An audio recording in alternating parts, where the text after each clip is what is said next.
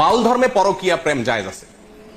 আল্লাহর কসম, আমি নিজে যাচাই করে যশোরের এক গ্রামে গিয়ে সন্ধান পাইছি যে এখানে, এমনি অন্য কাজে গেছি, পরে শুনছি যে এখানে আপনার ফকিরদের আখড়া আছে। তো আমি দেখতে গেছি, একদিন না কয়েকদিন পরে জানতে পারছি যে এক মহিলা আছে, তার স্বামীও আছে, কিন্তু সবাই জানে এই মহিলা সারাদিনই জেনা করে তার ওই সাধন সঙ্গীর সাথে, বাউলদের সাথে।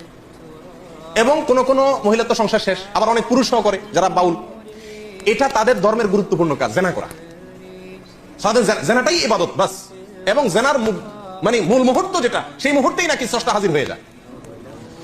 প্রিয়দিনী ভাইরা, বাউলরা মনে করে, আপনারা হয়তো অনেকে প্রথম শুনছেন, শুনে রাখেন, বাউলদের দৃষ্টিতে মানুষের শরীরের বিভিন্ন রোগ বালাই বার হওয়ার জন্য একটা বিরাট বড় ওষুধ হলো মেয়েদের রস পান করা। রস বুঝেন কি? না, রস বলতে দুইটা জিনিস। এক হলো কুমারী মেয়ের প্রথম মাসিকের রক্ত, আরেকটা হলো পুরুষদের যেরকম উত্তেজনার কারণে বীর্য বের হয়, মেয়েদের যে পদার্থটা আসে এটাকে রজ বলে।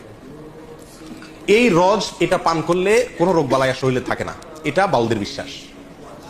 আরো শুনবেন, তারা বলে রোগ থেকে মুক্ত হওয়ার জন্য, বিভিন্ন রোগ থেকে, বড় বালা মুসিবত, অসুখ বিসুখ থেকে ভালো হওয়ার জন্য নিজের মুখ এবং মেয়েদের স্তনের দুধ পান করলে রোগ ভালো হয়।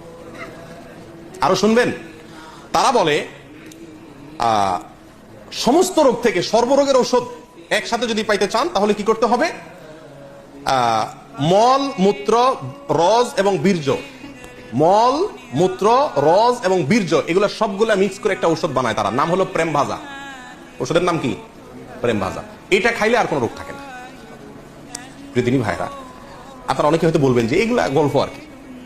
আপনি আল্লাহি বাস্তবতা খবর নিয়ে দেখেন। আর খবর নেওয়ার দরকার না, আমি আপনাকে বই পুস্তক থেকে বলছি, তাদের বই পুস্তক থেকে, তাদের ধর্মগ্রন্থ থেকে, তাদের ধর্মীয়, তাদের আচার এবং তাদের সংস্কৃতি, কালচার, এই সংক্রান্ত যে সমস্ত বই পুস্তক আমাদের সমাজে প্রতিষ্ঠিত, গ্রহণযোগ্য, অথেন্টিক, এই সমস্ত বই পুস্তকে লেখা আছে।